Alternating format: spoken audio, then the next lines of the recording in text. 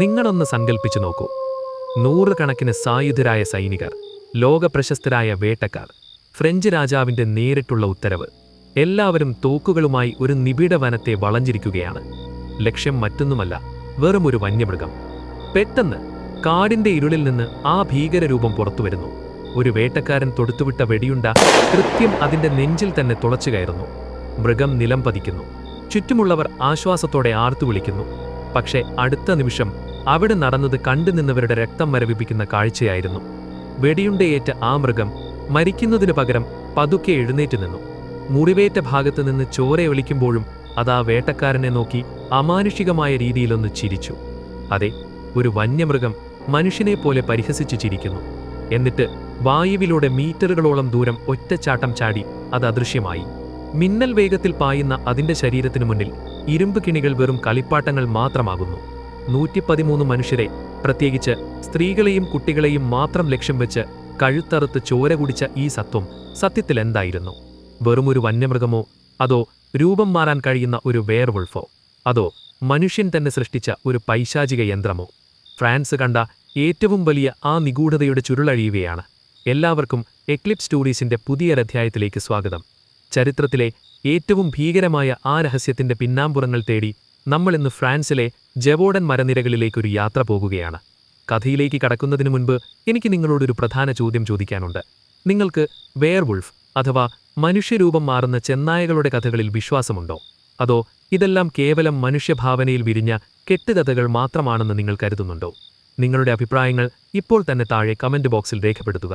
ഇതുപോലുള്ള നിഗൂഢതകളും ചരിത്രത്തിലെ മറഞ്ഞിരിക്കുന്ന സത്യങ്ങളും അറിയാൻ താൽപ്പര്യമുണ്ടെങ്കിൽ ചാനൽ ഇപ്പോൾ തന്നെ സബ്സ്ക്രൈബ് ചെയ്യുക. അപ്പോൾ നമുക്ക് ആ ഭീതിയുടെ ലോകത്തേക്ക്, ജവോഡന്റെ രക്തം മണക്കുന്ന ചരിത്രത്തിലേക്ക് കടക്കാം. 1764ന്റെ മധ്യകാലഘട്ടത്തിൽ ഫ്രാൻസിന്റെ തെക്കൻ പ്രവിശ്യയായ ജവോഡൻ അവിടത്തെ ഭൂപ്രകൃതിയുടെ കാഠിന്യം കൊണ്ടും ഒറ്റപ്പെട്ട ഗ്രാമങ്ങൾ കൊണ്ടും ശ്രദ്ധേയമായിരുന്നു. പർവ്വതനിരകളാൽ ചുറ്റപ്പെട്ട ഈ പ്രദേശം കഠിനമായ മഞ്ഞുകാലത്തിനും ചതുപ്പുകൾ നിറഞ്ഞ വനങ്ങൾക്കും പേരുകേട്ടതായിരുന്നു. 18ാം നൂറ്റാണ്ടിലെ ഫ്രഞ്ച് കർഷകർക്ക് വന്യമൃഗങ്ങളൊരു പുതിയ പ്രതിഭാസമല്ലായിരുന്നുവെങ്കിലും പ്രകൃതിയുടെ നിയമങ്ങളെ വെല്ലുവിളിക്കുന്ന തരത്തിലുള്ള ഒരു ഭീകരസത്വത്തിന്റെ സാന്നിധ്യം ആ മലനിരകളിൽ ഒളിഞ്ഞിരിപ്പുണ്ടെന്ന് ആരും ഊഹിച്ചിരുന്നില്ല. അക്കാലത്തെ സാമൂഹിക വ്യവസ്ഥിതിയിൽ കന്നുകാലികളെ മേയിക്കുക എന്നത് കുട്ടികളുടെയും സ്ത്രീകളുടെയും ചുമതലയായിരുന്നു. ഇതവരെ വന്യമൃഗങ്ങളുടെ ആക്രമണങ്ങൾക്ക് മുന്നിൽ വലിയ പ്രതിരോധമില്ലാത്ത ഇരകളാക്കി മാറ്റിയിരുന്നു.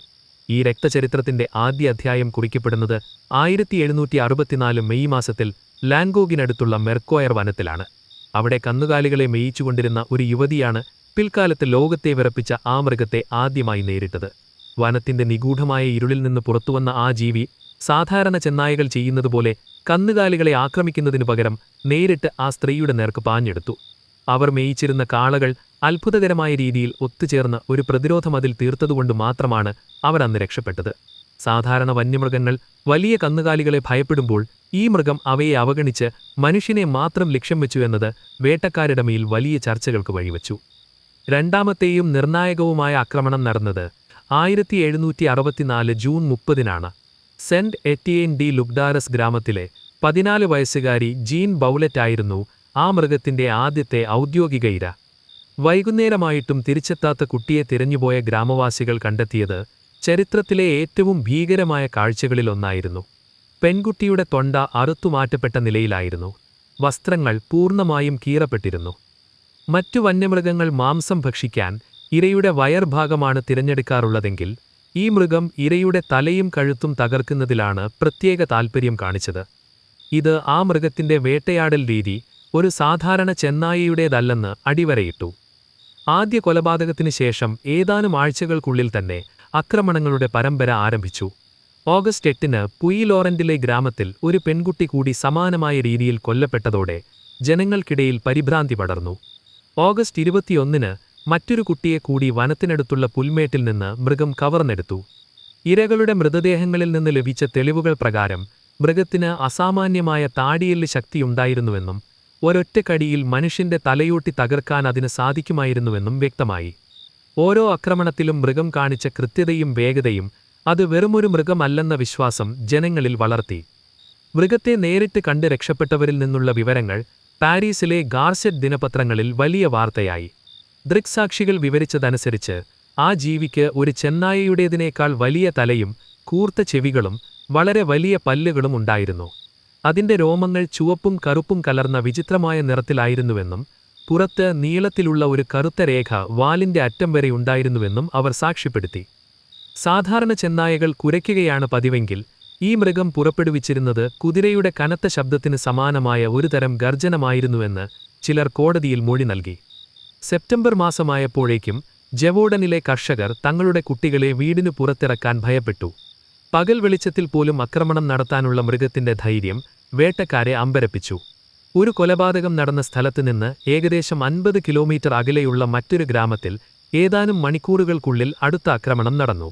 കുതിരകളേക്കാൾ വേഗത്തിൽ സഞ്ചരിക്കാനുള്ള ഈ മൃഗത്തിന്റെ ശേഷിയെക്കുറിച്ച് അക്കാലത്തെ പത്രങ്ങൾ വലിയ കഥകൾ മെനഞ്ഞു. വനത്തിലൂടെയുള്ള യാത്രകൾ പൂർണ്ണമായും നിരോധിക്കപ്പെട്ടു. കർഷകർ തങ്ങളുടെ പണിയായുധങ്ങളുമായി കൂട്ടം ചേർന്ന് മാത്രം പുറത്തിറങ്ങി. മൃഗത്തിന്റെ ശരീരഘടനയെക്കുറിച്ചുള്ള മറ്റൊരു പ്രധാന നിരീക്ഷണം അതിന്റെ വലിയ പാദമുദ്രകളായിരുന്നു. നായ്ക്കളുടെ മുദ്രകളേക്കാൾ വലിപ്പമുള്ളതും നഖങ്ങൾ മണ്ണിൽ ആടുന്നിറങ്ങിയതുമായ ആ അടയാളങ്ങൾ മൃഗത്തിന്റെ അസാമാന്യമായ ഭാരത്തെയാണ് സൂചിപ്പിച്ചത്. ചില വേട്ടക്കാർ അവകാശപ്പെട്ടത് മൃഗം പിൻകാലുകളിൽ നിൽക്കാൻ പ്രാപ്തിയുള്ളതായിരുന്നു എന്നാണ്. ഇരയെ ആക്രമിക്കുമ്പോൾ അത് മുൻകാലുകൾ ഉപയോഗിച്ച് മനുഷ്യരെ പിടിച്ചു നിർത്താറുണ്ടായിരുന്നുവെന്ന് രക്ഷപ്പെട്ട ചിലർ വിവരിച്ചു. സാധാരണ ചെന്നായകൾക്കില്ലാത്ത ഇത്തരം സ്വഭാവങ്ങൾ ഈ മൃഗം 2 വർഗ്ഗങ്ങൾ ചേർന്ന ഒരിനമോ അല്ലെങ്കിൽ വംശനാശം സംഭവിച്ച മറ്റേതെങ്കിലും ജീവിയോ ആകാമെന്ന സംശയത്തിന് കാരണമായി. ക്യാപ്റ്റൻ ഡുഹാമെലിന്റെ നേതൃത്വത്തിലുള്ള ഡ്രാഗൂൺ സൈനികർ ജവോഡനിൽ തമ്പടിച്ചതോടെ വേട്ടയാടൽ ഒരു യുദ്ധത്തിന് സമാനമായി. സൈനികർ വനങ്ങളിൽ വിപുലമായ തിരച്ചിൽ നടത്തുകയും സംശയാസ്പദമായ എല്ലാ ചെന്നായകളെയും വെടിവെച്ച് കൊല്ലുകയും ചെയ്തു. എന്നാൽ മൃഗം സൈന്യത്തിന്റെ നീക്കങ്ങളെ മുൻകൂട്ടി അറിയുന്നതുപോലെ തന്ത്രപരമായി ഒഴിഞ്ഞുമാറി. സൈനികർ കാവൽ നിൽക്കുന്ന ഗ്രാമങ്ങളെ ഒഴിവാക്കി തൊട്ടടുത്തുള്ള പ്രതിരോധമില്ലാത്ത ചെറിയ കുടിലുകളെ അത് ലക്ഷ്യം വെച്ചു. സൈന്യത്തിന്റെ സാന്നിധ്യത്തിൽ പോലും കൊലപാതകങ്ങൾ തുടർന്നത് ഭരണകൂടത്തിന് വലിയ നാണക്കേടുണ്ടാക്കി. നവംബർ മാസം അവസാനമായപ്പോഴേക്കും കൊല്ലപ്പെട്ടവരുടെ എണ്ണം 35 കടന്നു. ഇരകളിൽ പകുതിയിലധികം പേരുടെയും മൃതദേഹങ്ങൾ പൂർണ്ണ രൂപത്തിൽ കണ്ടെത്താൻ കഴിഞ്ഞില്ല. മൃഗം ഇരയുടെ മാംസം ഭക്ഷിക്കുന്നതിൽ കാണിക്കുന്ന ക്രൂരത അതിനെ ഒരു മാൻ ഈറ്ററായി മുദ്രകുത്തി. സാധാരണ വന്യമൃഗങ്ങൾ കടുത്ത ശൈത്യകാലത്ത് ഭക്ഷണം ലഭിക്കാതെ വരുമ്പോൾ മാത്രമാണ് മനുഷ്യനെ ആക്രമിക്കാറുള്ളത്. എന്നാൽ ജവോഡനിൽ സുലഭമായി ഭക്ഷണം ലഭ്യമായിട്ടും ഈ മൃഗം മനുഷ്യനെ മാത്രം തിരഞ്ഞുപിടിച്ചു എന്നത് വലിയൊരു നിഗൂഢതയായി തുടർന്നു. ചിലർ വിശ്വസിച്ചത് ആരോ ഈ മൃഗത്തെ മനുഷ്യമാംസം കഴിക്കാൻ പരിശീലിപ്പിച്ചു വിട്ടിരിക്കുന്നുവെന്നാണ്. വേട്ടക്കാർക്കിടയിൽ മറ്റൊരു ഞെട്ടിക്കുന്ന വിവരം കൂടി പരന്നു. തോക്കുകളിൽ നിന്ന് തൊടുത്തുവിട്ട വെടിയുണ്ടകൾ ഈ മൃഗത്തിന്റെ ശരീരത്തിൽ തറച്ചിട്ടും അത് മരിക്കാതെ ഓടിപ്പോകുന്നത് കണ്ടതായി പലരും സാക്ഷ്യപ്പെടുത്തി. സാധാരണ മൃഗങ്ങൾ വെടിയേറ്റാൽ തളർന്നു വീഴേണ്ടതാണെങ്കിലും ഈ ജീവി വലിയ പരിക്കുകളോടെയും ദിവസങ്ങളോളം അതിജീവിക്കാൻ പ്രാപ്തിയുള്ളതായിരുന്നു. വെടിയുണ്ടകൾ ഏൽക്കാത്ത ചർമ്മമാണിതിനുള്ളതെന്ന് നാട്ടുകാർ പറഞ്ഞു വരുത്തി. ഇത് സൈനികരുടെ ആത്മവീര്യം തകർക്കുകയും വനത്തിനുള്ളിലേക്ക് പോകാൻ അവർക്ക് ഭയമുണ്ടാക്കുകയും ചെയ്തു. ജവോഡൻ ഫ്രാൻസിലെ തന്നെ ഏറ്റവും പേടിപ്പെടുത്തുന്ന ഇടമായി മാറിക്കഴിഞ്ഞിരുന്നു. രാജാവിന്റെ സന്ദേശവാഹകർ വഴി ഈ വാർത്തകൾ പാരീസിലെ കൊട്ടാരത്തിൽ ലൂയി 15 രാജാവിന്റെ ചെവിയിലെത്തി. ഒരു ചെറിയ പ്രവിശ്യയിലെ മൃഗശല്യം എന്നതിലുപരി രാജ്യത്തിന്റെ ആഭ്യന്തര സുരക്ഷയെ ബാധിക്കുന്ന പ്രശ്നമായി ഇത് വളർന്നു. രാജാവ് തന്റെ പ്രിയപ്പെട്ട അംഗരക്ഷകരെയും വേട്ടക്കാരെയും അയക്കാൻ തീരുമാനിച്ചതോടെ നിഗൂഢമായ ആ മൃഗവും ലോകത്തിലെ ഏറ്റവും ശക്തമായ രാജഭരണകൂടവും തമ്മിലുള്ള നേരിട്ടുള്ള പോരാട്ടത്തിന് കളമൊരുങ്ങി. അതായിരുന്നു ചരിത്രത്തിലെ ഏറ്റവും വലിയ വേട്ടയാടലിന്റെ ഔദ്യോഗികമായ തുടക്കം. 1764 അവസാന മാസങ്ങൾ ജവോഡന്റെ ചരിത്രത്തിലെ ഏറ്റവും ഇരുണ്ട കാലഘട്ടമായി മാറി. ആദ്യ കൊലപാതകങ്ങൾക്ക് ശേഷം ആ മൃഗം തന്റെ വേട്ടയാടൽ രീതികളിൽ വരുത്തിയ മാറ്റങ്ങൾ ഗ്രാമവാസികളെ അമ്പരപ്പിച്ചു. വെറുമൊരു മൃഗത്തിന്റെ വിശപ്പടക്കലല്ല അവിടെ നടന്നത്, മറിച്ച് മനുഷ്യരാശിയോടുള്ള ഒരുതരം യുദ്ധപ്രഖ്യാപനമായിരുന്നു അത്. ഓരോ ആക്രമണവും കൂടുതൽ കൃത്യതയുള്ളതും ഭീകരവുമായി മാറി. ഇരകളുടെ എണ്ണം അതിവേഗം 30 കടന്നു. മൃതദേഹങ്ങൾ കണ്ടെത്തുന്ന രീതിയിൽ വന്ന മാറ്റങ്ങളാണ് വേട്ടക്കാരെ ഏറ്റവും കൂടുതൽ ചിന്തിപ്പിച്ചത്. പലപ്പോഴും ഇരകളുടെ തല ശരീരത്തിൽ നിന്ന് കൃത്യമായി വേർപെടുത്തപ്പെട്ട നിലയിലായിരുന്നു. സാധാരണ വന്യമൃഗങ്ങൾക്ക് അസാധ്യമായ ഈ കൃത്യത ആ മൃഗത്തിന്റെ താടിയെല്ലുകളുടെ അമിത ശക്തിയെയും ആക്രമണത്തിലെ പൈശാചികതയെയും വിളിച്ചോതുന്നതായിരുന്നു. വനത്തിനുള്ളിൽ മാത്രമല്ല, ഗ്രാമങ്ങളുടെ അതിരുകളിലും വീടുകളുടെ പരിസരങ്ങളിലും ഈ മൃഗം ഭയമില്ലാതെ വിഹരിക്കാൻ തുടങ്ങി. മൃഗത്തിന്റെ ബുദ്ധിശക്തിയെക്കുറിച്ചുള്ള ഞെട്ടിക്കുന്ന കഥകൾ ഗ്രാമങ്ങളിൽ പരന്നു. അത് കേവലം ഒരു വേട്ടക്കാരൻ എന്നതിലുപരി ഒരു നിരീക്ഷകൻ കൂടിയായിരുന്നു. ഒരിക്കൽ സന്ധ്യാസമയത്ത് പള്ളിയിൽ പ്രാർത്ഥന കഴിഞ്ഞു മടങ്ങിയ ഒരു വലിയ സംഘം ഗ്രാമവാസികൾ പള്ളിയുടെ ഉയർന്ന മതിലിനു മുകളിൽ ആ ഭീകരരൂപിയെ കണ്ടു. സാധാരണ മൃഗങ്ങൾ മനുഷ്യക്കൂട്ടത്തെ കണ്ടു ഭയന്നോടുമെങ്കിലും ഈ ജീവി അവരെ വെല്ലുവിളിക്കുന്ന രീതിയിൽ തുറിച്ചു നിൽക്കുകയായിരുന്നു. ജനങ്ങൾ ബഹളം വെച്ചപ്പോൾ അത് അമാനുഷികമായൊരു ചാട്ടത്തിലൂടെ മതിലിനു മുകളിൽ നിന്ന് വനത്തിലേക്ക് അപ്രത്യക്ഷമായി. ഈ സംഭവം സൂചിപ്പിച്ചത് ആ മൃഗം മനുഷ്യരെ ഭയപ്പെടുന്നില്ല എന്നു മാത്രമല്ല, അവരെ നിരീക്ഷിക്കാൻ അതിന് പ്രത്യേക താൽപ്പര്യമുണ്ട് എന്നുമാണ്.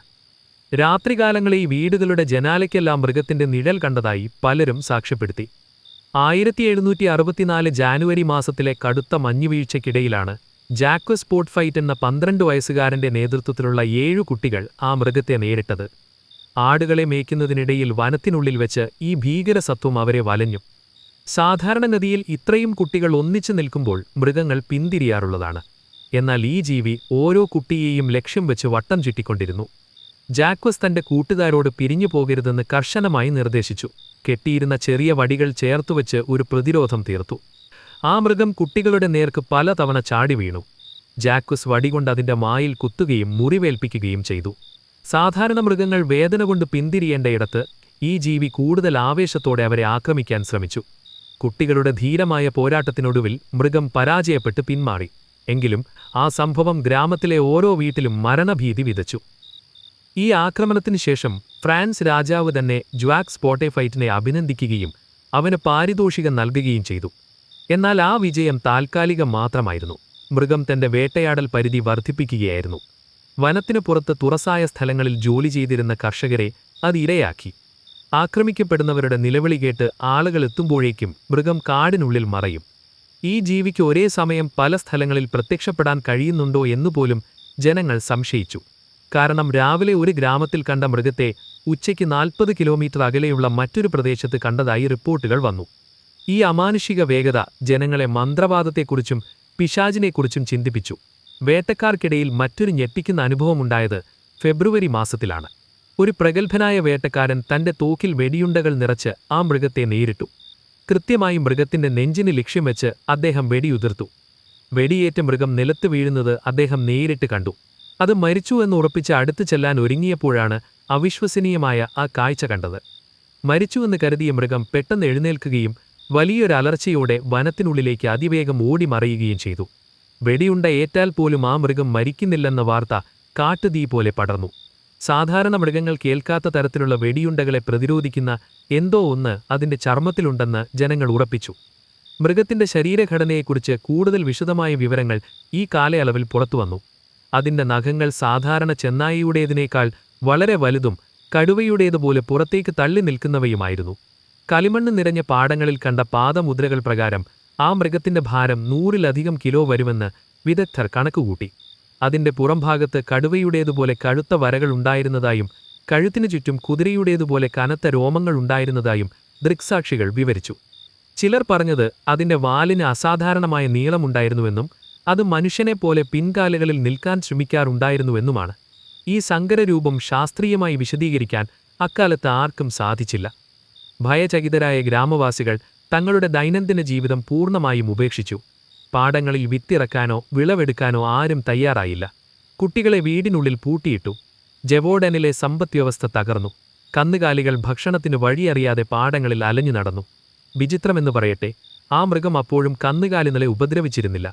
മനുഷ്യമാംസത്തിനോടുള്ള അതിന്റെ അടങ്ങാത്ത ദാഹം ഒരു നിഗൂഢതയായി തുടർന്നു. ചിലർ വിശ്വസിച്ചത് ആ ഗ്രാമത്തിലെ ആരെങ്കിലും ഈ മൃഗത്തെ നിയന്ത്രിക്കുന്നുണ്ടെന്നാണ്. തങ്ങൾക്കിഷ്ടമില്ലാത്തവരെ കൊന്നൊതുക്കാൻ ആരോ ഈ പിശാചിനെ ഉപയോഗിക്കുകയാണെന്ന സംശയം ജനങ്ങൾക്കിടയിൽ പരസ്പരം ശത്രുതയുണ്ടാക്കി. ഈ ദുരന്തത്തിന് മാദീയമായ മറ്റൊരു വ്യാഖ്യാനം നൽകിയത് പ്രാദേശിക പള്ളി അധികാരികളാണ്. പള്ളികളിൽ നടന്ന പ്രസംഗങ്ങളിൽ ഈ മൃഗത്തെ അപ്പോക്കലിപ്റ്റിക് ബീസ്റ്റ് അഥവാ ലോകാവസാനത്തിന്റെ അടയാളമായാണ് അവർ വിശേഷിപ്പിച്ചത്.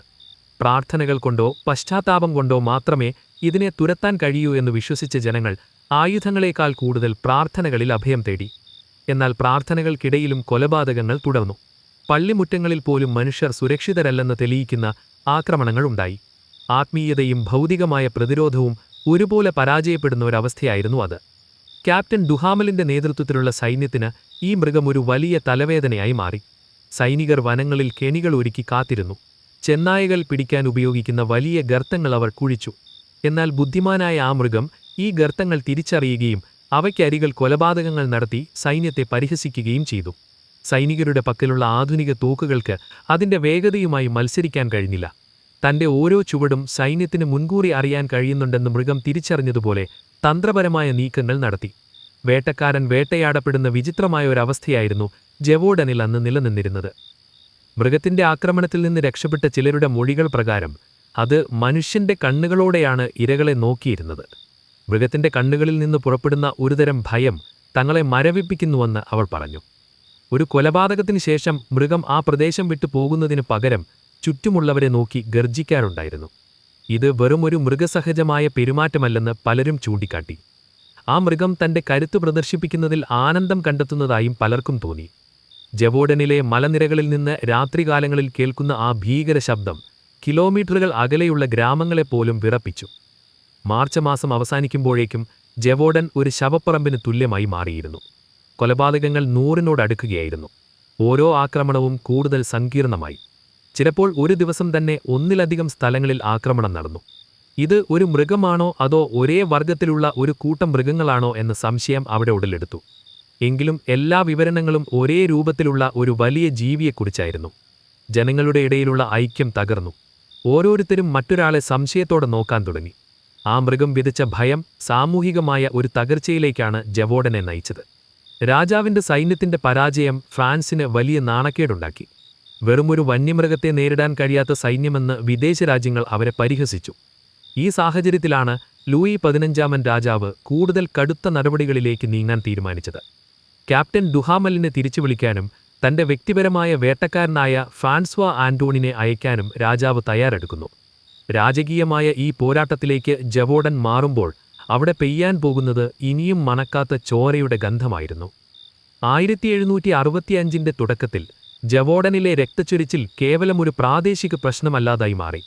ഫ്രഞ്ച് പത്രങ്ങൾ ഓരോ കൊലപാതകത്തെയും അതിശയോക്തിയോടെ റിപ്പോർട്ട് ചെയ്തതോടെ അയൽ രാജ്യങ്ങളായ ഇംഗ്ലണ്ടും പ്രഷ്യയും ഫ്രാൻസിനെ പരിഹസിക്കാൻ തുടങ്ങി. ഒരു വലിയ സൈന്യവും അത്യാധുനിക ആയുധങ്ങളുമുള്ള ഫ്രഞ്ച് ഭരണകൂടത്തിന് വെറുമൊരു വന്യമൃഗത്തെ നേരിടാൻ കഴിയുന്നില്ല എന്നത് ലൂയി 15 രാജാവിന്റെ അന്തസ്സിന് വലിയ കോട്ടമുണ്ടാക്കി. ഈ നാണക്കേട് ഒഴിവാക്കാൻ രാജാവ് ഈ മൃഗവേട്ടയെ ഒരു ഔദ്യോഗിക യുദ്ധമായി പ്രഖ്യാപിച്ചു. രാജകീയ സൈന്യത്തിലെ ഏറ്റവും കരുത്തരായ ഡ്രാഗൂൺസ് വിഭാഗത്തെയും പ്രഗത്ഭരായ വേട്ടക്കാരെയും അദ്ദേഹം ജവോഡനിലേക്ക് അയച്ചു. സൈനികരുടെ വൻപട ഗ്രാമങ്ങളിൽ തമ്പടിച്ചതോടെ ജവോഡൻ ഒരു സൈനിക പാളയമായി മാറി. കാടുകൾക്കുള്ളിൽ വലിയ തോതിലുള്ള തിരച്ചിലുകൾ ആരംഭിക്കുകയും വന്യമൃഗങ്ങളുടെ സഞ്ചാരപഥങ്ങൾ അടയ്ക്കുകയും ചെയ്തു. എങ്കിലും ആ മൃഗം സൈനികരുടെ ചാരക്കണ്ണുകളെ വെട്ടിച്ച് തന്റെ ക്രൂരതകൾ തുടർന്നു. ക്യാപ്റ്റൻ ഡുഹാമൽ നടപ്പിലാക്കിയ തന്ത്രങ്ങൾ വിചിത്രവും എന്നാൽ വിപുലവുമായിരുന്നു. സൈനികർ വനങ്ങളിൽ സാധാരണ ചെന്നായകളെപ്പോലെ വേഷമിട്ട് പതുങ്ങിയിരിക്കുകയും മൃഗത്തെ ആകർഷിക്കാൻ വേണ്ടി വിഷം പുരട്ടിയ മാംസങ്ങൾ വനത്തിന്റെ വിവിധ ഭാഗങ്ങളിൽ വിതറുകയും ചെയ്തു. ഏകദേശം 20,000-ഓളം ചെന്നായകളെയാണ് ആ ചുരുങ്ങിയ കാലയളവിൽ സൈന്യം കൊന്നൊടുക്കിയത്. ജവോഡനിലെ ചെന്നായ വർഗത്തെ തന്നെ ഉന്മൂലനം ചെയ്യാൻ സൈന്യം ശ്രമിച്ചു. എന്നിരുന്നാലും ലാ ബെറ്റെ അഥവാ ആ നിഗൂഢ മൃഗം ഈ വിഷമാംസങ്ങളിലോ കെണികളിലോ വീണില്ല. പകരം സൈനികർ ക്യാമ്പ് ചെയ്തിരുന്ന സ്ഥലത്തിന് തൊട്ടടുത്തുള്ള ഗ്രാമങ്ങളിൽ വീണ്ടും ആക്രമണങ്ങൾ നടത്തി സൈന്യത്തെ വെല്ലുവിളിച്ചു. സൈന്യത്തിന്റെ സാന്നിധ്യം ഗ്രാമവാസികൾക്ക് സുരക്ഷ നൽകുന്നതിന് പകരം കൂടുതൽ അസ്വസ്ഥതയാണുണ്ടാക്കിയത്. ഡുഹാമലിന്റെ പരാജയം രാജാവിനെ പ്രകോപിതനാക്കി. തുടർന്ന് 1765 ജൂണിൽ രാജാവ് തന്റെ പ്രിയപ്പെട്ട അംഗരക്ഷകനും കൊട്ടാരത്തിലെ ഔദ്യോഗിക വേട്ടക്കാരനുമായ ഫ്രാൻസ്വാ ആന്റോണിനെ ദൗത്യമേൽപ്പിച്ചു. ഫ്രാൻസ്വാ വെറുമൊരു വേട്ടക്കാരനായിരുന്നില്ല, മറിച്ച് തോക്കുകളുടെ സാങ്കേതികത്തിലും മൃഗങ്ങളുടെ സ്വഭാവ പഠനത്തിലും അസാമാന്യ അറിവുള്ള വ്യക്തിയായിരുന്നു. തന്റെ മകൻ റോബർട്ടിനെയും ഒരു കൂട്ടം പ്രഗത്ഭരായ വേട്ടക്കാരെയും കൂട്ടി അദ്ദേഹം ജവോഡനിലെത്തി. ഡുഹാമൽ ചെയ്തതുപോലെ സൈനിക ശക്തി പ്രദർശിപ്പിക്കുന്നതിനു പകരം കൂടുതൽ ശാസ്ത്രീയവും തന്ത്രപരവുമായ രീതിയിൽ മൃഗത്തെ കണ്ടെത്താനാണ് ആന്റോൺ ശ്രമിച്ചത്. അദ്ദേഹം പ്രാദേശിക വേട്ടക്കാരുടെ സഹായം തേടുകയും മൃഗത്തിന്റെ പാദമുദ്രകൾ ശാസ്ത്രീയമായി വിശകലനം ചെയ്യുകയും ചെയ്തു. മാസങ്ങളോളം അദ്ദേഹം കാടുകളിൽ അലഞ്ഞെങ്കിലും മൃഗം അദ്ദേഹത്തിന് മുന്നിൽ പ്രത്യക്ഷപ്പെടാൻ തയ്യാറായില്ല. ഏറെ നാളത്തെ കാത്തിരിപ്പിനൊടുവിൽ 1765 സെപ്റ്റംബർ 20 സെന്റ് മേരി ഡി ചാസസ് എന്ന സ്ഥലത്തിനടുത്തുള്ള വനത്തിൽ വെച്ച് ആന്റോൺ ഒരു കൂറ്റൻ ചെന്നായയെ കണ്ടെത്തി. ഏകദേശം 1.7 മീറ്റർ നീളവും 60 കിലോഗ്രാമിലധികം തൂക്കവുമുള്ള ഒരു ചെന്നായായിരുന്നു അത്.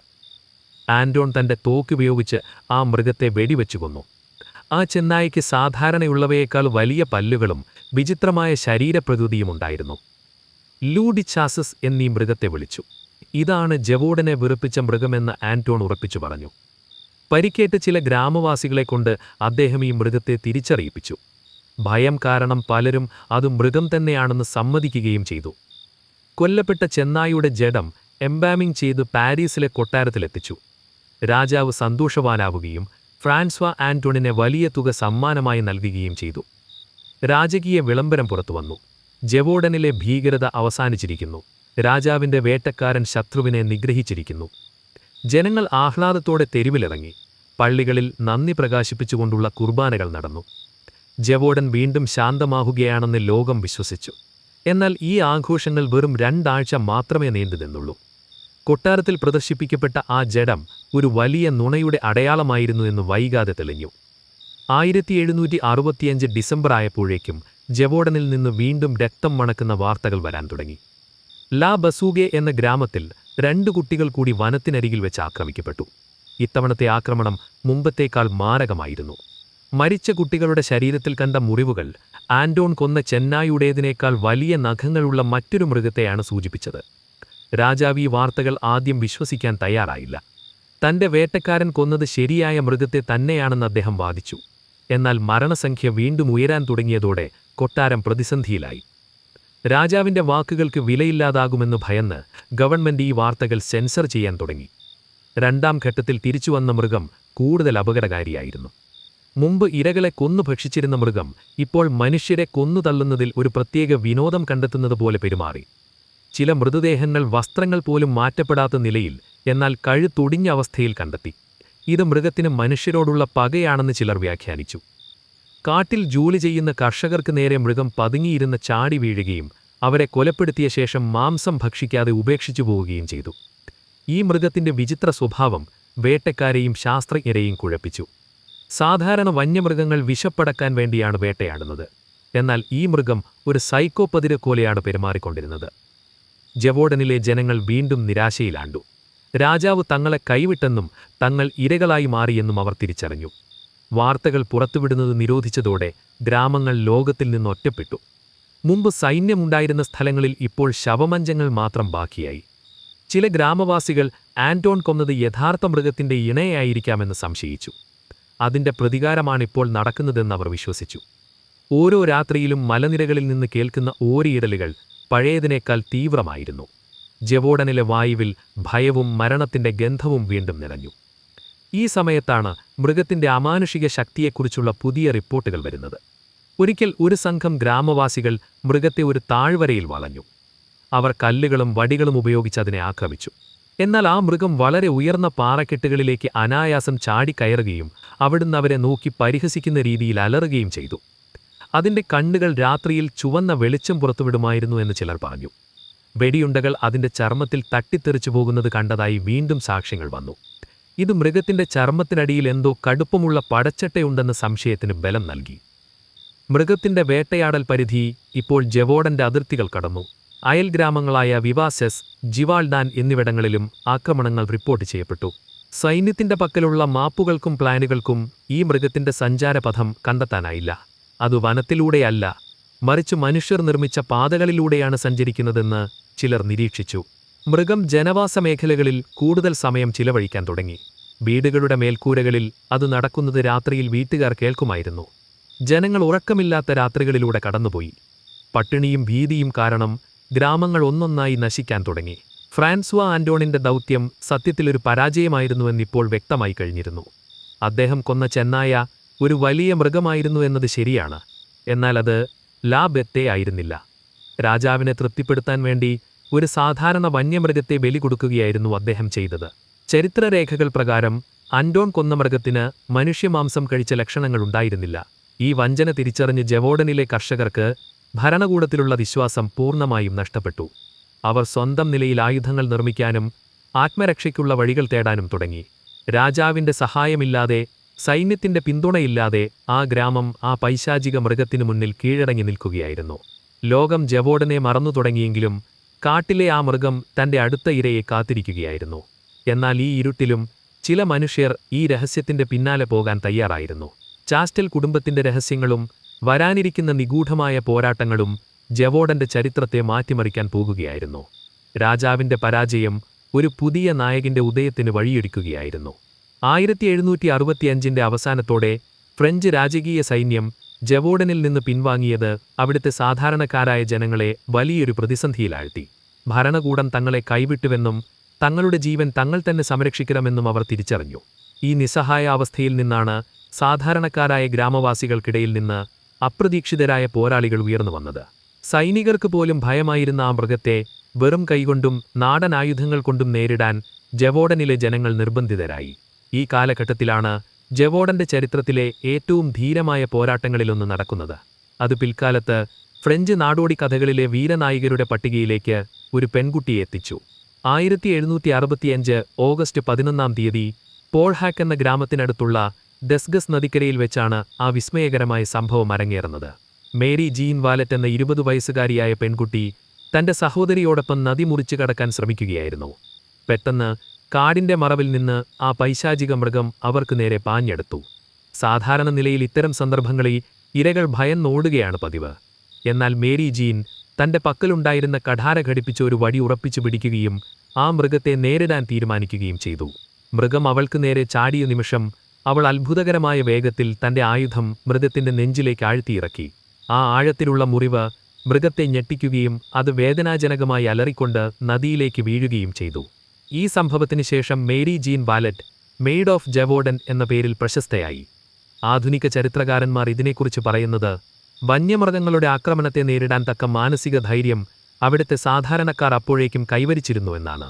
മുറിവേറ്റ മൃഗം നദിയിലൂടെ ഒഴുകിപ്പോയതായും പിന്നീട് ദിവസങ്ങളോളം ആക്രമണങ്ങളില്ലാതിരുന്നതായും റിപ്പോർട്ടുകൾ വന്നു. അത് ചത്തുവെന്ന് പലരും കരുതിയെങ്കിലും യഥാർത്ഥത്തിൽ ആ മൃഗം മുറിവുകൾ ഉണക്കി കൂടുതൽ ക്രൂരമായി തിരിച്ചുവരാൻ തയ്യാറെടുക്കുകയായിരുന്നു. ഈ പോരാട്ടം ജവോഡനിലെ ജനങ്ങൾക്ക് ഒരു പുതിയ പ്രതീക്ഷ നൽകി. ആയുധം പ്രയോഗിക്കാൻ അറിയാവുന്നവർക്ക് ഈ പിശാചിനെ പരാജയപ്പെടുത്താൻ കഴിയുമെന്ന വിശ്വാസം അവരിൽ ശക്തമായി. മൃഗം വീണ്ടും പ്രത്യക്ഷപ്പെട്ടതോടെ ഗ്രാമത്തിൽ പുതിയൊരു സംശയം ബലപ്പെട്ടു. മൃഗത്തിന്റെ ആക്രമണ രീതികൾക്കും അത് പിടിക്കപ്പെടാത്തതിനും പിന്നിൽ മനുഷ്യരുടെ ബുദ്ധിയുണ്ടെന്ന് പലരും വിശ്വസിക്കാൻ തുടങ്ങി.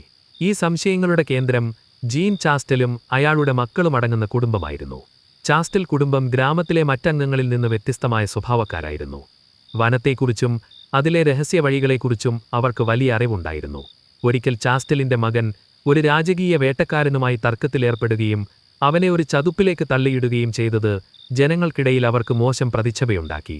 ആ മൃഗം ചാസ്റ്റലിന്റെ നിയന്ത്രണത്തിലുള്ള ഒന്നാണെന്നും അയാൾ അതിനെ പരിശീലിപ്പിച്ചിട്ടുണ്ടെന്നും ജനങ്ങൾ രഹസ്യമായി പറഞ്ഞു തുടങ്ങി. ചാസ്റ്റൽ കുടുംബത്തിന് വിദേശ രാജ്യങ്ങളുമായി ബന്ധമുണ്ടായിരുന്നുവെന്നും അവർ ആഫ്രിക്കയിൽ നിന്ന് ഒരു വിചിത്ര മൃഗത്തെ ജവോഡനിലേക്ക് കടത്തിയതായും ചില ചരിത്രരേഖകൾ സൂചിപ്പിക്കുന്നു. ഹൈനകളെയോ സിംഹങ്ങളെയോ പോലുള്ള ആഫ്രിക്കൻ മൃഗങ്ങളെ പരിശീലിപ്പിക്കാൻ ചാസ്റ്റലിന് അറിയാമായിരുന്നുവെന്നും ചിലർ വാദിച്ചു. മൃഗത്തിന് വെടിയുണ്ടകൾ ഏൽക്കാത്തത് ചാസ്റ്റൽ അതിന് തോലുകൊണ്ട് നിർമ്മിച്ച ഒരു പടച്ചട്ട ധരിപ്പിച്ചതുകൊണ്ടാണെന്ന സിദ്ധാന്തം ഇവിടെയാണ് ജനിക്കുന്നത്. ഈ പടച്ചട്ട മൃഗത്തിന്റെ രൂപത്തെ കൂടുതൽ ഭീകരമാക്കുകയും അതിന്റെ വേഗത വർദ്ധിപ്പിക്കുകയും ചെയ്തു. മൃഗത്തിന്റെ പുറത്തെ കറുത്ത വരകൾ സത്യത്തിൽ ഈ പടച്ചട്ടയുടെ ഭാഗങ്ങളായിരുന്നോ എന്ന് വിശ്വസിക്കുന്നവരും അക്കാലത്തുണ്ടായിരുന്നു. 1765 അവസാന മാസങ്ങളിൽ നടന്ന ചില ആക്രമണങ്ങളിൽ മൃഗം മനുഷ്യന്റെ വസ്ത്രങ്ങൾ ധരിച്ചതായും മുഖം മറച്ചതായും കണ്ടുവെന്ന് ചിലർ കോടതിയിൽ മൊഴി നൽകി. ഇത് കേവലമൊരു മൃഗമല്ലെന്നും മറിച്ച് മൃഗത്തോലണിഞ്ഞ ഒരു മനുഷ്യനാണെന്നോ അല്ലെങ്കിൽ ഒരു വെയർവുൾഫ് ആണെന്നോ ഉള്ള വിശ്വാസത്തിന് ബലം നൽകി. ഈ നിഗൂഢമായ രൂപം രാത്രികാലങ്ങളിൽ ഗ്രാമങ്ങൾ സന്ദർശിക്കുകയും വീടുകളുടെ വാതിലുകളിൽ നഖങ്ങൾ കൊണ്ട് വരയ്ക്കുകയും ചെയ്തിരുന്നു. ഇതൊരു മൃഗസഹജമായ പെരുമാറ്റമല്ലെന്നും ബോധപൂർവം ഭീതി പരത്താനുള്ള നീക്കമാണെന്നും ബോധ്യപ്പെട്ടു. ജവോഡനിലെ പള്ളികൾ ഈ ദുരന്തത്തെ മറ്റൊരു രീതിയിലാണ് കണ്ടത്.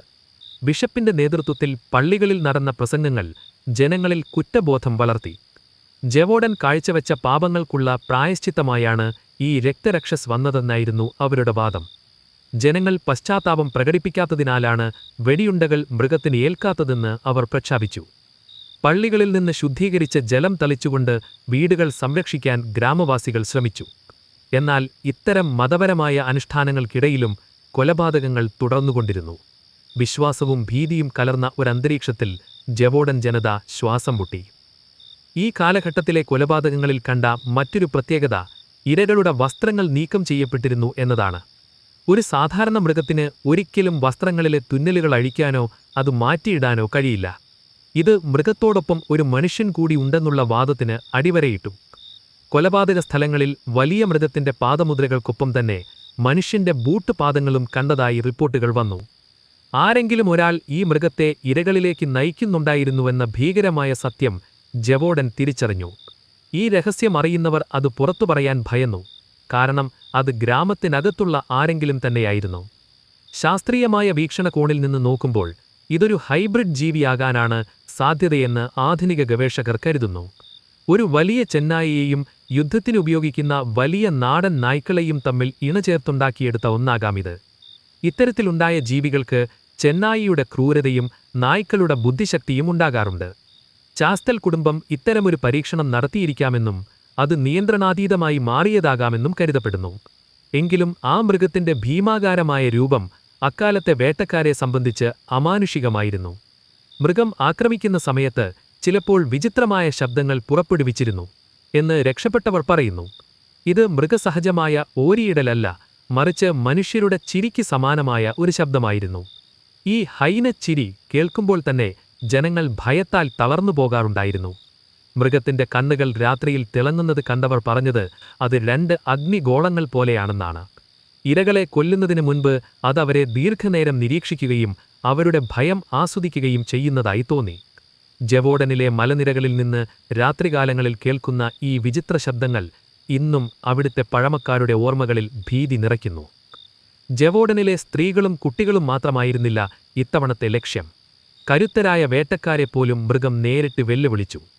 വേട്ടക്കാർ തോക്കുകളുമായി കാട്ടിലേക്ക് പോകുമ്പോൾ മൃഗം അവർക്ക് പിന്നാലെ പതുങ്ങിച്ചെല്ലുകയും പെട്ടെന്ന് ആക്രമിക്കുകയും ചെയ്തിരുന്നു. ഇത് വേട്ടക്കാരുടെ ആത്മവിശ്വാസം തകർത്തു. സൈന്യത്തിന് പോലും പരാജയപ്പെടുത്താൻ കഴിയാത്ത ഈ ശക്തിക്ക് മുന്നിൽ തങ്ങൾ നിസ്സാരരാണെന്ന് അവർക്ക് തോന്നി. വനത്തിനുള്ളിലെ ഓരോ മരത്തിന് പിറകിലും ആ മൃഗം തങ്ങളെ നോക്കി ചിരിക്കുന്നുണ്ടെന്ന തോന്നൽ അവരെ മാനസികമായി തളർത്തി. ജവോഡൻ ഒരു തുറന്ന തടവരയായി മാറി. മേരി ജീൻ വാലറ്റിനെ പോലെയുള്ളവരുടെ ധൈര്യം ഒരു വശത്തും ചാസ്റ്റൽ കുടുംബത്തിനെ പോലെയുള്ളവരുടെ ദുരൂഹതകൾ മറുവശത്തും ഇതിനിടയിൽ കിടന്ന് ശ്വാസം മുട്ടുന്ന ഒരു പാവം ജനത. പക്ഷേ ഓരോ രാത്രിയും അവസാനിക്കുന്നത് ഒരു പുലരിയിലേക്കാണല്ലോ. ജവോഡനിലെ ഈ ഇരുണ്ടു നിറഞ്ഞ കാലഘട്ടം അവസാനിക്കാൻ ഒരാൾ മുന്നോട്ടു വരേണ്ടിയിരുന്നു. തന്റെ ഭൂതകാലത്തെ പാപങ്ങൾ കഴുകിക്കളയാനും ഗ്രാമത്തിന്റെ രക്ഷകനാവാനും ജീൻ ചാസ്റ്റൽ തന്നെ തയ്യാറെടുക്കുന്നു. ആ നിർണായകമായ വേട്ടയിലേക്കാണ് ചരിത്രം വിരൽ ചൂണ്ടുന്നത്. 1767 തുടക്കമായപ്പോഴേക്കും ജവോഡൻ പ്രവിശ്യ ഒരു പ്രേതദേശത്തിന് സമാനമായ അവസ്ഥയിലായിരുന്നു. 3 വർഷമായി തുടരുന്ന രക്തച്ചൊരിച്ചിൽ ആ പ്രദേശത്തെ ജനതയെ മാനസികമായും സാമ്പത്തികമായും തകർത്തു കഴിഞ്ഞിരുന്നു. രാജാവിന്റെ സൈന്യം പരാജയപ്പെട്ട് പിൻവാങ്ങിയതും ഔദ്യോഗിക വേട്ടക്കാർ നിസ്സഹായരായതും ജനങ്ങളെ കൂടുതൽ ഭീതിയിലാഴ്ത്തി. ഓരോ രാത്രിയും മലനിരകളിൽ നിന്ന് കേൾക്കുന്ന ആ ഭീകരമായ അലർച്ച വരാനിരിക്കുന്ന മറ്റൊരു മരണത്തിന്റെ സൂചനയായിരുന്നു. ഈ ഇരുണ്ട കാലഘട്ടത്തിലാണ് ജീൻ ചാസ്റ്റൽ എന്ന പ്രാദേശിക വേട്ടക്കാരൻ ഈ നിഗൂഢതയ്ക്ക് അറുതി വരുത്താൻ ഉറച്ച തീരുമാനമെടുക്കുന്നത്. മുൻപ് സൂചിപ്പിച്ചതുപോലെ ചാസ്റ്റൽ കുടുംബത്തിന് ഈ മൃഗവുമായി ബന്ധമുണ്ടെന്ന ഗൗരവകരമായ ആരോപണങ്ങൾ ഗ്രാമത്തിൽ ശക്തമായിരുന്നു. തന്റെയും തന്റെ മക്കളുടെയും പേരിൽ വീണ ആ കറുത്ത പാട് കഴുകിക്കളയുക എന്നത് ചാസ്റ്റലിനെ സംബന്ധിച്ച കേവലം ഒരു വേട്ടയായിരുന്നില്ല, മറിച്ച് തന്റെ ജീവിതത്തിലെ ഏറ്റവും വലിയ നീതിപീഠമായിരുന്നു. ആ മൃഗത്തിന്റെ മൃതദേഹം ലോകത്തിനു മുന്നിൽ ഹാജരാക്കി തന്റെ കുടുംബത്തിന്റെ നിരപരാധിത്വം തെളിയിക്കുക എന്ന ഏക ലക്ഷ്യത്തിലേക്ക് അയാൾ തന്റെ സർവ്വ ഊർജവും കേന്ദ്രീകരിച്ചു. ജീൻ ചാസ്റ്റലിന്റെ വേട്ടയ്ക്കായുള്ള തയ്യാറെടുപ്പുകൾ അക്കാലത്തെ മറ്റു വേട്ടക്കാരെ അപേക്ഷിച്ച് തികച്ചും വിചിത്രവും എന്നാൽ ശ്രദ്ധേയവുമായിരുന്നു. അയാൾ ഈ മൃഗത്തെ വെറുമൊരു വന്യജീവിയായല്ല, മറിച്ച് നരകത്തിൽ നിന്ന് വന്നൊരു പൈശാചിക ശക്തിയായാണ് കണ്ടത്. അതുകൊണ്ടുതന്നെ തന്റെ പക്കലുണ്ടായിരുന്ന പഴയ വേട്ടത്തോക്കിനു പുറമെ ആത്മീയമായൊരായുധം കൂടി അയാൾക്ക് ആവശ്യമായിരുന്നു. ഇതിനായി തന്റെ കുടുംബത്തിൽ തലമുറകളായി സൂക്ഷിച്ചിരുന്ന വിശുദ്ധമായ വെള്ളി ഉരുക്കി അയാൾ 3 വെള്ളി ഉണ്ടകൾ വാർത്തെടുത്തു. വെള്ളിക്ക് പൈശാചിക ശക്തികളെ തടയാനുള്ള കഴിവുണ്ടെന്ന പുരാതനമായ നാടൻ വിശ്വാസത്തിലായിരുന്നു അയാളുടെ പ്രതീക്ഷ. ഈ ഉണ്ടകൾ നിർമ്മിച്ച ശേഷം അയാൾ അവയെ പ്രാദേശിക പള്ളിയിലെത്തിച്ച് ലത്തീൻ മന്ത്രങ്ങൾ ചൊല്ലി വിശുദ്ധീകരിച്ചു. തന്റെ വേട്ട വിജയിക്കുന്നതിനായി മാസങ്ങളോളം അയാൾ കഠിനമായ വ്രതാനുഷ്ഠാനങ്ങളിലും പ്രാർത്ഥനകളിലും മുഴുകിയിരുന്നു. ഈ ആത്മീയമായ കവചം തനിക്ക് അമാനുഷികമായ കരുത്തു നൽകുമെന്ന് അയാൾ ഉറച്ചു വിശ്വസിച്ചു. 1767 ജൂൺ 19 പ്രഭാതം ജവോഡന്റെ ചരിത്രത്തിലെ ഏറ്റവും നിർണായകമായൊരു ദിവസമായിരുന്നു. ലാ ടെനസെയർ എന്ന നിബിഡമായ വനമേഖലയിൽ ഒരു വലിയ സാമൂഹിക വേട്ട സംഘടിപ്പിക്കപ്പെട്ടു. ഏകദേശം 300-ലധികം പ്രാദേശിക വേട്ടക്കാർ കാടിന്റെ വിവിധ ഭാഗങ്ങളിൽ തന്ത്രപ്രധാനമായ സ്ഥലങ്ങളിൽ നിലയുറപ്പിച്ചു. എന്നാൽ ജീൻ ചാസ്റ്റൽ തിരഞ്ഞെടുത്ത രീതി തികച്ചും വ്യത്യസ്തമായിരുന്നു. മറ്റു വേട്ടക്കാർ കാട് മുഴുവൻ ഓടി നടന്ന് ബഹളം വെച്ച് മൃഗത്തെ പുറത്തു ചാടിക്കാൻ ശ്രമിക്കുമ്പോൾ ചാസ്റ്റൽ വനത്തിന്റെ ഹൃദയഭാഗത്തുള്ളൊരു കുറ്റിക്കാട്ടിനുള്ളിൽ ശാന്തനായി ഒരിടത്തിരുന്നു. തന്റെ തോക്കരികിൽ സജ്ജമാക്കി വെച്ച് മുക്കിൻ തുമ്പത്ത് കണ്ണട ധരിച്ച് അയാൾ ഭക്തിപൂർവ്വം ബൈബിൾ വായിക്കാൻ തുടങ്ങി. മൃഗത്തെ താൻ തിരഞ്ഞു പോകേണ്ടതില്ലെന്നും അത് തന്നെ തേടി ഇങ്ങോട്ടു വരുമെന്നുള്ള ഒരു നിഗൂഢമായ ഉൾക്കാഴ്ച ചാസ്റ്റലിനുണ്ടായിരുന്നുവെന്ന് പിൽക്കാലത്ത് ചരിത്രകാരന്മാർ രേഖപ്പെടുത്തിയിട്ടുണ്ട്. വനത്തിനുള്ളിലെ കാറ്റിന്റെ ഗതിയും പക്ഷികളുടെ നിശബ്ദതയും വരാനിരിക്കുന്ന ആ ഭീകര നിമിഷത്തിന്റെ സൂചന നൽകിക്കൊണ്ടിരുന്നു. ഏകദേശം ഉച്ചയോടടുത്ത സമയത്ത് ആ ഭീകരരൂപം ചാസ്റ്റലിന്റെ മുന്നിൽ പ്രത്യക്ഷപ്പെട്ടു. ദൃക്സാക്ഷികൾ പറയുന്നതനുസരിച്ച് ആ മൃഗം ചാസ്റ്റലിനെ കണ്ടപ്പോൾ ഒരു സാധാരണ വന്യജീവി ചെയ്യുന്നതുപോലെ മിന്നൽ വേഗത്തിൽ ചാടി വീഴാൻ ശ്രമിച്ചില്ല. പകരം അത് അയാളുടെ മുന്നിൽ ഒരു വളർത്തുനായെപ്പോലെ അല്പനേരം അനങ്ങാതെ നിന്നു. ഇത് ചരിത്രത്തിൽ തന്നെ ഏറ്റവും വിചിത്രവും നിഗൂഢവുമായൊരു നിമിഷമായിരുന്നു. മൃഗവും വേട്ടക്കാരൻ തമ്മിൽ വാക്കുകൾക്കതീതമായ എന്തോ ഒരു നിശബ്ദ സംവാദം അവിടെ നടന്നോ എന്ന് പലരും ഇന്നും സംശയിക്കുന്നു. ചാസ്റ്റൽ ഒട്ടും പരിഭ്രമിക്കാതെ തന്റെ പ്രാർത്ഥന പതുക്കെ പൂർത്തിയാക്കി ബൈബിൾ അടച്ച് ശാന്തമായി തന്റെ കണ്ണട ഊരി പോക്കറ്റിൽ വെച്ചു. തന്റെ തോക്കെടുത്ത് അയാൾ മൃഗത്തിന്റെ നെഞ്ചിന് നേരെ കൃത്യമായി ഉന്നം പിടിച്ചു. മൃഗം അപ്പോഴും ഒരു ശിലാപ്രതിമ പോലെ നിശ്ചലമായി അയാളുടെ കണ്ണുകളിലേക്ക് തന്നെ നോക്കി നിൽക്കുകയായിരുന്നു. ചാസ്റ്റലിന്റെ വിരലുകൾ തോക്കിന്റെ ട്രിഗറിൽ അമർന്ന നിമിഷം വിശുദ്ധീകരിച്ച വെള്ളിയുണ്ടകൾ ആ ഭീകരസത്വത്തിന്റെ ശരീരത്തിലേക്ക് തുളച്ചുകയറി. അമാനുഷിക ശക്തിയുണ്ടെന്നും മുമ്പ് തെളിയിച്ചിട്ടുള്ള ആ മൃഗം ഒറ്റ വെടിയുണ്ടയ്ക്ക് തന്നെ നിശബ്ദമായി നിലം പതിച്ചു. വേദനാജനകമായൊരലർച്ചയോ വലിയ പോരാട്ടമോ ഇല്ലാതെ ആ രക്തരക്ഷസ് അവിടെ തന്നെ മരിച്ചു വീണു. ചാസ്റ്റൽ തന്റെ തോക്ക് താഴ്ത്തി പതുക്കെ എഴുന്നേറ്റ് കുരിശു വരയ്ക്കുകയും മൃഗത്തിനടുത്തേക്ക് നടന്നു ചെല്ലുകയും ചെയ്തു. 3 വർഷമായി ഫ്രാൻസിനെ വിറപ്പിച്ച 100-ലധികം പേരെ കൊല്ലൊടുക്കിയ ആ ഭീകരതയ്ക്ക് വെറും നിമിഷങ്ങൾക്കുള്ളിൽ അന്ത്യം കുറിക്കപ്പെട്ടു. ഈ വേട്ടയുടെ അവിശ്വസനീയമായ ലളിതമാണ് ചരിത്രകാരന്മാരെ ഇന്നും അമ്പരപ്പിക്കുന്നത്. വലിയ സൈന്യത്തിനും രാജകീയ വേട്ടക്കാർക്കും കഴിയാത്തത് വെറുമൊരു വെള്ളി ഉണ്ടകൊണ്ട് ചാസ്റ്റൽ എങ്ങനെ ഇത്ര എളുപ്പത്തിൽ സാധിച്ചു എന്നത് ജവോഡനിലെ ഏറ്റവും വലിയ രഹസ്യമായി ഇന്നും അവശേഷിക്കുന്നു. മൃഗത്തിന്റെ ജഡം പരിശോധിച്ച വേട്ടക്കാർ അവിശ്വസനീയമായ കാഴ്ചകളാണ് കണ്ടത്. അതിന്റെ ശരീരം ഒരു സാധാരണ ചെന്നായിയുടേതിനേക്കാൾ വളരെ വലുതായിരുന്നുവെങ്കിലും അതിന്റെ ഓരോ അവയവങ്ങളും വിചിത്രമായിരുന്നു. കടുവയുടേതുപോലെ പുറത്തേക്ക് തള്ളി നിൽക്കുന്ന വലിയ നഖങ്ങളും ഹൈനയുടേതിന് സമാനമായ ഭീമാകാരമായ താടിയെല്ലുകളും അതിനുണ്ടായിരുന്നു. അതിന്റെ ശരീരത്തിൽ മുമ്പേറ്റ നിരവധി മുറിവുകളുടെ പാടുകളുണ്ടായിരുന്നു. പ്രത്യേകിച്ച് മേരി ജീൻ വാലറ്റ് തന്റെ കുന്തം കൊണ്ടേൽപ്പിച്ച ആഴത്തിലുള്ള മുറിവിന്റെ അടയാളം ഇതിൽ വ്യക്തമായി കാണാമായിരുന്നു. ഇത് ആ മൃഗം തന്നെ ആയിരുന്നു ജവോഡനിലെ യഥാർത്ഥ ഘാതകൻ എന്ന ലോകത്തിനു മുന്നിൽ ഉറപ്പിച്ചു. ചാസ്റ്റൽ ആ ജഡം ഒരു വലിയ വണ്ടിയിൽ കെട്ടി ഗ്രാമത്തിലൂടെ പ്രദർശിപ്പിച്ചു. 3 വർഷത്തെ ശാപത്തിൽ നിന്ന് മോചനം ലഭിച്ച സന്തോഷത്തിൽ ഗ്രാമവാസികൾ ആ ഘോഷയാത്രയിൽ പങ്കുചേർന്നു. മൃഗത്തിന്റെ രോമങ്ങൾ ചുവപ്പും കറുപ്പും കലർന്ന വിചിത്രമായ നിറത്തിലായിരുന്നുവെന്നും പുറത്ത് കനത്ത ഒരു രോമക്കുപ്പായമുണ്ടായിരുന്നതായും പരിശോധനയിൽ കണ്ടെത്തി. സാധാരണ ചെന്നായകളിൽ കാണാത്ത വിധത്തിലുള്ള കട്ടിയേറിയ ചർമ്മമായിരുന്നു ഇതിനുണ്ടായിരുന്നത്. അതുകൊണ്ടാണ് മുമ്പ് തൊടുത്തുവിട്ട പല വെടിയുണ്ടകളും ഇതിന്റെ ശരീരത്തിൽ നിന്ന് തട്ടിത്തെറിച്ചു പോയതെന്ന് വേട്ടക്കാർ നിഗമനത്തിലെത്തി. എന്നാൽ ചാസ്റ്റലിന്റെ വെള്ളിയുണ്ടകൾ കൃത്യമായി അതിന്റെ ഹൃദയത്തിൽ തന്നെ തുളച്ചുകയറിയിരുന്നു. മൃഗത്തിന്റെ വായ തുറന്നപ്പോൾ കണ്ട പല്ലുകൾ ഇരയുടെ എല്ലുകൾ തകർക്കാൻ പാകത്തിന് വളരെ വലുതായിരുന്നു. ഈ ശരീരഘടന കണ്ട പലരും ഇതൊരു പ്രകൃതിദത്തമായ ജീവിയല്ലെന്നും മറിച്ചു മനുഷ്യർ കൃത്രിമമായി ഇണചേർത്തുണ്ടാക്കിയെടുത്ത ഒന്നാണെന്നും സംശയിച്ചു. മൃഗത്തെ കൊന്ന സ്ഥലത്ത് നിന്ന് ചാസ്റ്റൽ അത് തന്റെ ഗ്രാമത്തിലെ ഒരു പ്രാദേശിക സർജനെ കൊണ്ട് കീറി പരിശോധിപ്പിച്ചു. ആ പരിശോധനയിൽ മൃഗത്തിന്റെ വയറിനുള്ളിൽ നിന്ന് ഒരു ചെറിയ കുട്ടിയുടെ എല്ലിന്റെ അവശിഷ്ടങ്ങളും വസ്ത്രത്തിന്റെ കഷ്ണങ്ങളും കണ്ടെത്തി. ഇത് അവിടെ നടന്ന ക്രൂരതകളുടെ അന്തിമ തെളിവായി മാറി. ചാസ്റ്റൽ ഈ മൃഗത്തെ എംബാമിംഗ് ചെയ്യാൻ ശ്രമിച്ചെങ്കിലും അക്കാലത്തെ അറിവുകൾ പരിമിതമായിരുന്നു. എങ്കിലും തന്റെ കുടുംബത്തിന്മേൽ വീണ അപവാദം നീക്കാൻ ഈ ജഡം പാരീസിലെ രാജകൊട്ടാരത്തിൽ എത്തിക്കണമെന്ന് അയാൾ തീരുമാനിച്ചു. ഗ്രാമവാസികൾ ചാസ്റ്റലിനെ ഒരു വീരനായകനായി വാഴ്ത്തിക്കൊണ്ട് പാരീസിലേക്കുള്ള യാത്രയ്ക്ക് യാത്രയയപ്പ് നൽകി. ജവോഡനിലെ കുന്നുകളിൽ നിന്ന് ഭയത്തിന്റെ നിഴൽ പതുക്കെ മാറാൻ തുടങ്ങിയ നിമിഷങ്ങളായിരുന്നു അത്. ഈ വേട്ടയുടെ വിസ്മയിപ്പിക്കുന്ന വശം ചാസ്റ്റൽ പ്രകടിപ്പിച്ച അക്ഷോഭ്യമായ ധൈര്യമായിരുന്നു. മൃഗം തന്റെ മുന്നിൽ വന്നപ്പോൾ അയാൾ പ്രാർത്ഥന മുറിച്ചില്ല എന്ന കഥ ഇന്നും ജവോഡനിൽ പ്രചാരത്തിലുണ്ട്. ഒരു സാധാരണ മൃഗമായിരുന്നെങ്കിൽ ചാസ്റ്റൽ പ്രാർത്ഥനയിൽ മുഴുകിയിരുന്ന സമയം അയാളെ ആക്രമിക്കുമായിരുന്നു. എന്നാൽ ആ മൃഗം അയാളുടെ സാമീപ്യത്തിൽ ശാന്തനായത് എന്തുകൊണ്ടാണെന്നത് ഒരു വലിയ നിഗൂഢതയായി ഇന്നും അവശേഷിക്കുന്നു. ചില ചരിത്രകാരന്മാർ പറയുന്നത് ആ മൃഗം ചാസ്റ്റലിനെ നേരത്തെ തിരിച്ചറിഞ്ഞിരുന്നു എന്നാണ്. മൃഗത്തെ ചാസ്റ്റൽ തന്നെ ഒരു രഹസ്യ കേന്ദ്രത്തിൽ പരിശീലിപ്പിച്ചതാണെന്നും അത് നിയന്ത്രണം വിട്ട് മനുഷ്യരെ കൊന്നു തുടങ്ങിയപ്പോൾ അയാൾ തന്നെ അതിനെ ഇല്ലാതാക്കാൻ തീരുമാനിച്ചതാണെന്നുമുള്ള ഗൂഢാലോചന സിദ്ധാന്തങ്ങൾക്ക് ഈ സംഭവം വളം നൽകി. ചാസ്റ്റൽ മൃഗത്തിന്റെ ജഡവുമായി പാരീസിലേക്ക് പുറപ്പെട്ടു. ജൂൺ മാസത്തിലെ കഠിനമായ ചൂടിൽ ആ ജഡം അതിവേഗം അഴുകാൻ തുടങ്ങിയത് അയാൾക്ക് വലിയ വെല്ലുവിളിയായി. വഴിയുടനീളം ജനങ്ങൾ ആ ഭീകരരൂപത്തെ കാണാൻ തടിച്ചുകൂടി. എന്നാൽ പാരീസിലെത്തുമ്പോഴേക്കും ജഡത്തിൽ നിന്ന് പുറപ്പെട്ട അസഹനീയമായ ഗന്ധം ജനങ്ങൾ വണ്ടിക്കരികിലേക്ക് പോലും വരാൻ ഭയപ്പെടുമായിരുന്നു. ലൂയി 15 രാജാവിന്റെ മുന്നിൽ ഈ അഴുകിയ ജഡം എത്തിയപ്പോൾ അദ്ദേഹം അത് കാണാൻ പോലും തയ്യാറായില്ല. അതിന്റെ കഠിനമായ ദുർഗന്ധം കൊട്ടാരത്തിലെ അന്തരീക്ഷത്തെ മലിനപ്പെടുത്തിയതിൽ രാജാവ് അറ്റയധികം ദേഷ്യപ്പെടുകയും ആ ജഡം അപ്പോൾ തന്നെ ദഹിപ്പിച്ചു കളയാൻ ഉത്തരവിടുകയും ചെയ്തു. ഇതോടെ ആ മൃഗത്തെക്കുറിച്ച് ആധുനിക രീതിയിലുള്ള ശാസ്ത്രീയ പഠനങ്ങൾ നടത്താനുള്ള ഏക അവസരം മാനവരാശിക്ക് എന്നേക്കുമായി നഷ്ടപ്പെട്ടു. രാജാവിൽ നിന്ന് ചാസ്റ്റലിന് വലിയ പാരിതോഷികങ്ങളോ ബഹുമതികളോ ഒന്നും ലഭിച്ചില്ല. എങ്കിലും ജവോർഡനിലെ ജനങ്ങളുടെ മനസ്സിൽ അയാൾ ഒരു ദൈവതുല്യനായ രക്ഷകനായി മാറി. 3 വർഷത്തെ നരകയാതനയ്ക്ക് അറുതി വരുത്തിയത് ആ വെള്ളി ഉണ്ടയായിരുന്നുവെന്ന് അവർ ഇന്നും വിശ്വസിക്കുന്നു. ലോകചരിത്രത്തിലെ ഏറ്റവും നിഗൂഢമായ മൃഗവേട്ട അങ്ങനെ അപൂർണമായ ഔദ്യോഗിക രേഖകളോടെ അവസാനിച്ചു. ചാസ്റ്റൽ തിരികെ ഗ്രാമത്തിലെത്തിയപ്പോൾ അയാൾ ഒരു സാധാരണ കർഷകനായി ഒതുങ്ങിക്കൂടി. വേട്ടയാടൽ അയാൾ എന്നേക്കുമായി അവസാനിപ്പിച്ചു. ആ വെള്ളിയുണ്ട ജവോർഡന്റെ മണ്ണിൽ ഒരു പുതിയ സമാധാനം വിതച്ചു.